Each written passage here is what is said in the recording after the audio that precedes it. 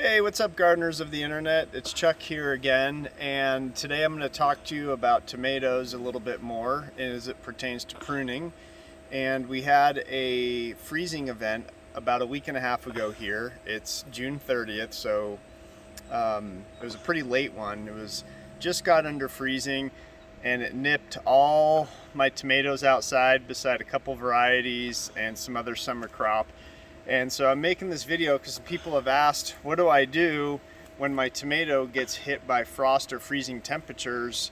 Do I just leave it? And some people say, yeah, just leave it, it will grow out of it.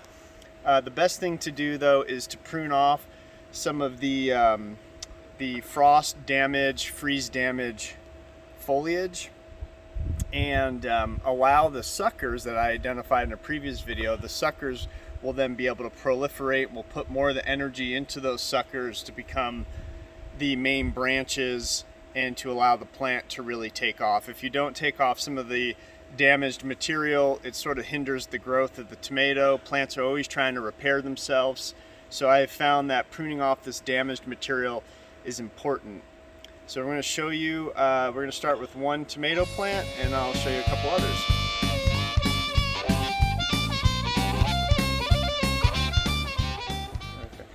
All right, so we're looking at this tomato plant here, and you can see all the damage which happens up on the lateral terminal part of the plant. And it looked like, this plant's a goner, and a couple weeks ago it did sort of look like that, but I didn't prune it right away. This is important. I didn't prune it right away because I didn't have any strong suckers coming on. Can you see this right here? This, I noticed, was really coming on, this sucker right here, and so I let it go, and now you can see how it's got some great vigor happening, some good color. It did get damaged a little bit, you can see here, but the new growth is coming in nice. So what we're doing is we're identifying the good growth, and we're going to put the energy into these shoots, and this tomato is really going to take off. I'll back up just a little tiny bit. All right, so let me show you what I'm going to do here. First we want to identify, we're going to take off this stuff that's really damaged, but first we want to identify these suckers. This one down here is going to grow to be, a nice long shoot. We also have another one right here and right here. So you can kind of decide what you want to leave. I'm going to go ahead and leave these two at the bottom. I'm going to take this out. I really like this one that's coming on here. All of this is pretty damaged, so I'm gonna take the cut there. Make sure you have a good pair of pruning shears. I like Felcos, keep them nice and sharp, make a nice cut, and you can always, kind of cut away from your growing shoots so that you're not dripping sap all over it, but it doesn't make it's not a big deal. All right, so over here, now this one is a little bit questionable because it's damaged, but it's not highly damaged. And if you look here, it looks to me like we have some good vigor and growth here. So I'm gonna go ahead and keep this. And I see, if I have to, I can prune back down to this sucker or that sucker. There's even one right here. I might go ahead and just take off some of these damaged leaves, and hopefully this really takes off. Another important tip is you can see the soil's moist. I just watered, so before I go and prune, I want to make sure the soil's nice and moist. It's going to be very hot in the next few days, so I'm going to expect these shoots to really take off. Make sure you're pointing at the plant. There we go. All right, so we got this one right here. What are we going to do with it? We have a little sucker coming on here. There's not a whole lot happening on this shoot. You can kind of decide what to do.